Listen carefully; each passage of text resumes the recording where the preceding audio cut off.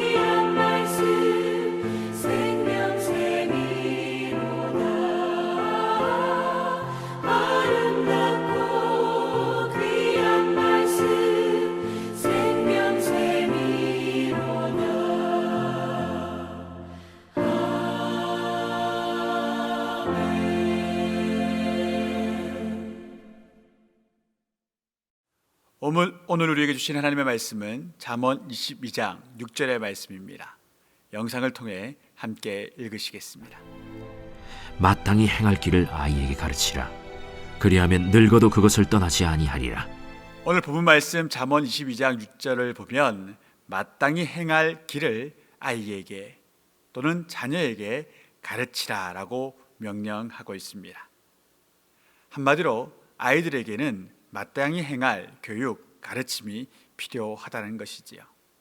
오늘날 우리 자녀들을 보면 그 부모 세대보다 혹은 그 할아버지 세대와는 비교가 될 수 없는 많은 문명의 이기와 또한 발전된 대한민국의 모습 가운데서 선진국에서 살아가는 아이들로 성장하고 있습니다.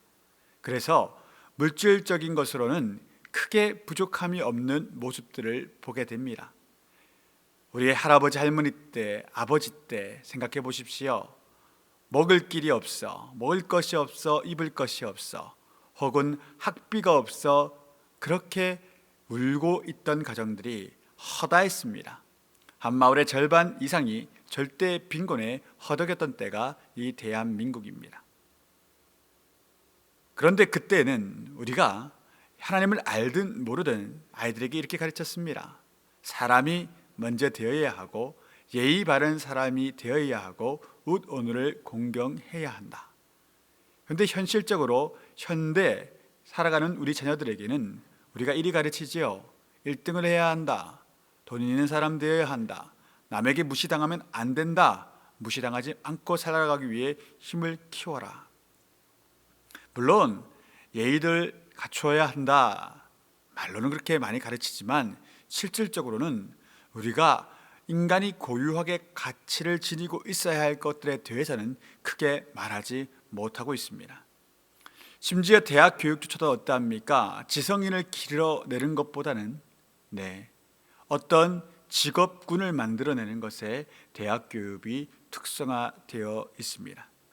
그러다 보니 여러 사회적 현상들이 끊이지 아니하고 일어나는 것이 바로 대한민국이 되었습니다.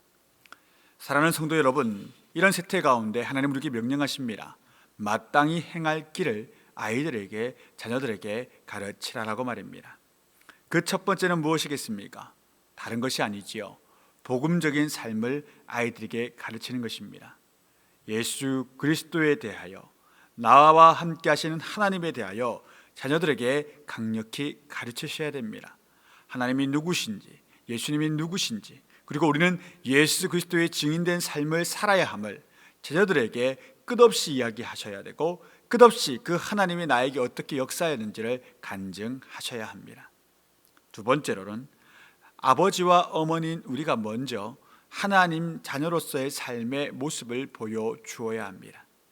하나님 자녀로서의 삶의 모습은 바로 말씀 안에서 참 행복을 누리며 살아가는 삶의 모습입니다. 매 예배 시간 하나님이 내게 주시는 말씀, 매 성경을 읽는 큐티 시간 하나님께서 내게 들려주신 그 음성을 가지고 그 말씀 때문에 행복한 삶, 그 말씀 때문에 힘을 얻는 삶을 보여주는 삶을 살아가야 합니다. 나에게 고난이 오고 아픔이 있다 하더라도 오늘 주일 말씀 가운데 들었던 설교 말씀을 통하여 은혜 받는 모습을 자녀들에게 말해 주어야 하고, 오늘 내가 읽은 그 성경의 묵상 가운데 주었던 하나님의 음성을, 그로 말미암아 생겨난 기쁨을 자녀들에게 이야기해 주어야 합니다.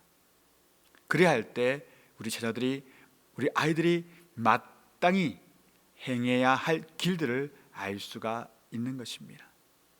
이러한 것이 없이 우리가 살아간다면 자녀들은 마땅히 행할 바를 알지 못하는 사사시대 사람들처럼 자기의 소견의 어른대로 인생을 살아가다가 결국은 하나님의 징벌과 세상의 막대기와 고난의 지팡이를 맞을 수밖에 없는 형편에 빠지게 되기 때문입니다. 사랑하는 성도 여러분, 우리가 진정으로 자녀들을 사랑하고 우리 자손들을 사랑한다면 끊임없이 그들의 귓가에 하나님의 음성이 들릴 수 있도록 기도해야 되고, 우리의 입술을 통하여 하나님의 말씀을 증거해야 합니다. 그것이 그 가정 가운데 가장 큰 축복이고 자녀들에게 우리가 줄 수 있는 가장 큰 영향력임을 잊지 마시기 바랍니다. 적용 질문입니다. 다음 세대의 볼이 되는 복음의 증인된 삶과 하나님의 자녀로서의 삶을 살아가는지를 생각해 보시고, 그 생각에 따라 앞으로 행해야 할 일들을 노트에 천천히 기록해 보시기 바랍니다. 그리고 그 기록하신 대로 실천하는 우리 모두가 되기를 주님의 이름으로 축원드립니다.